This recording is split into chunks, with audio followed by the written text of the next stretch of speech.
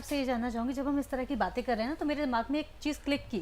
अगर हम बात करते हैं बालाजी की, हनुमान जी का जो है, अगर वहाँ जाते हैं, बहुत से लोग बोलते हैं कि वहाँ से कोई चीज़ लानी नहीं चाहिए, इवन पानी तक नहीं लाना चाहिए। हाँ।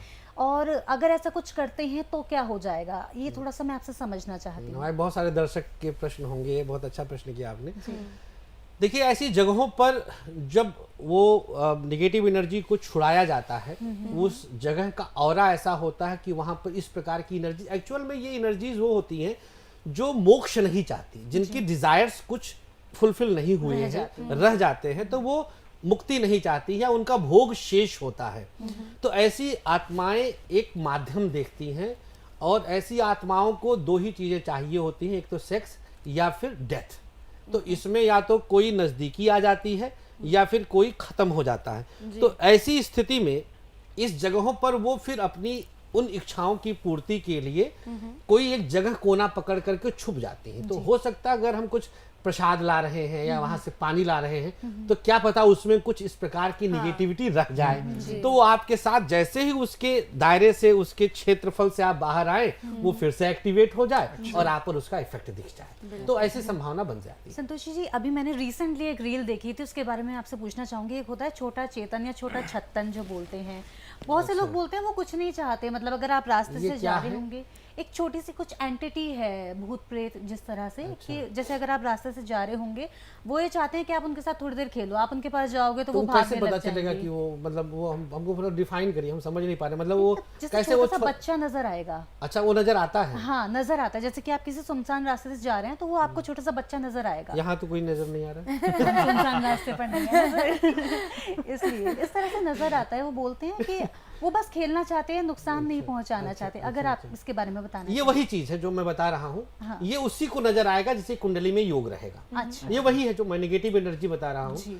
वो बच्चा कोई मरा हो तो वो बच्चे के रूप में दिखेगा, उसकी आयु कम होगी अगर तो उसका प्रभाव कम रहेगा। इसमें हम लोग के यहाँ इस तरह की चीजों को हमारे अवध क्षेत्र में संस्कार शब्द दिया गया है। अच्छा, हम लोग भूत प्रेत चुड़ैल नहीं कहते, हम लोग कहते हैं संस्कार जी।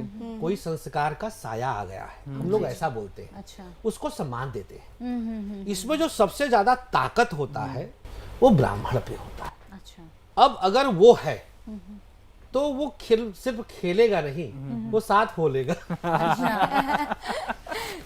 अपने अकॉर्डिंग खिलवाएगा।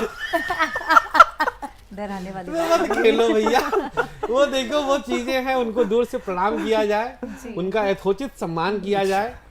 और मैं कह रहा हूँ कि मैंने तो लिटरली मैं बातचीत किया हूँ, मैंने कम्युनिकेट किया है, और बाकायदा मेरे साथ 4-5 इंसिडेंट्स हुए हैं। केसेस तो खैर हजारों आए हैं। कोई इंसिडेंट्स बता दीजिए ना मेरे साथ वाला। मैं बताऊं आपको को जो मेरे साथ पहला इंसिडेंट था, हरिद्वार की घटना है, मार्च का महीना था जी। और मैं 3 दिन के तप के प्रवास में था। गायत्री पुरस्चरण करता हूँ। तो रात में मैं पहुंचा तो संजोग था, देखो मैं रोडवेज बस से गया था ISBT से जी। तो मैं ऋषिकेश चला गया था, मुझे हरिद्वार में जबकि रुकना था। तो ऋषिकेश से फिर मैंने कहा बुकिंग होटल की इधर थी, तो मैं फिर वापस फिर रोडवेज लिया और बज गया रात के 1:30-2 बज गया। वैसे तो जनरली हम 11-11:30 पहुंच जाते हैं। तो मेरे फेसबुक पर अभी भी वो स्टोरी पड़ी है जो मैं इंसिडेंट बता रहा हूँ। कमरा नंबर 404 था वो, और चाबी का मैं छल्ला उस पर इमेज डाला हूँ। अच्छा। तो मार्च का महीना था, होली के बाद की बात थी, संभवतः 17 की घटना है ये। तो मैं सामान्य रूप से अपना शयन किया, भोजन प्रसाद वगैरह हो ही गया था।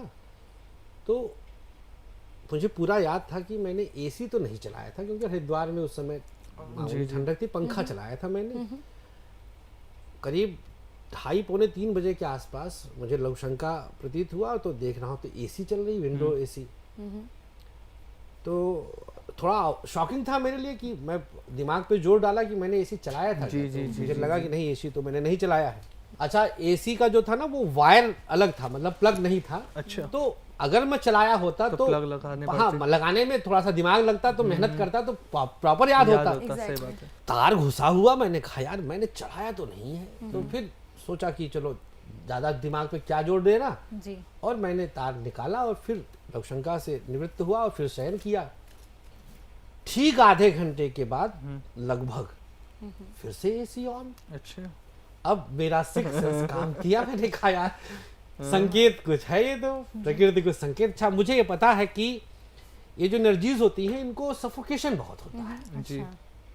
इसीलिए पीपल के पौधे के आसपास, पेड़ के आसपास ये ज्यादा होती है, ठंडक मिलती है। ठंडक मिलती है और ऑक्सीजन मिलती ऑक्सीजन है। यस यस, जिसके ऊपर प्रेत बाधा होगा उसको ब्रीथिंग प्रॉब्लम 100% होगी। अच्छा। चैलेंज है, 100% खुला चैलेंज है, खुला चैलेंज। मतलब कोई आदमी माई का लाल देख ले, अगर उसकी कुंडली में प्रेत बाधा है, उसको स्नोफिलिया होगा, उसको ब्रीथिंग प्रॉब्लम होगा, उसको सांस की दमा की बीमारी होनी ही होनी है। ये सिम्टम्स होते हैं। ये 100% आजमाया हुआ है। सर अस्थमा भी? हाँ हाँ, उसके घर में प्रेत बाधा है, प्रेत बाधा है। सांस से संबंधित कोई भी बीमारी है, प्रेत बाधा है उसके घर में। शनि राहु का प्रभाव, अष्टम भाव, अष्टम द्वादश का संबंध, शनि राहु का प्रभाव, 6, 8, 12 का संबंध, ये याद कर ले आदमी। खैर, अब की बार मैं प्लग निकालने का साहस नहीं कर पा रहा। हमने कहा दूसरा वही बैठा होगा तो पकड़ लेगा हाथ वाते। अब हम अपना शुरू किए मंत्र बोलना जी। कि यार कुछ तो अब इसको मतलब दूर दरवाजे के पास कैसे जाएं, क्या बता, ये तो उड़ते हैं, बिल्कुल। खड़ा हो जाए वहां जाके तुरंत निकल आए।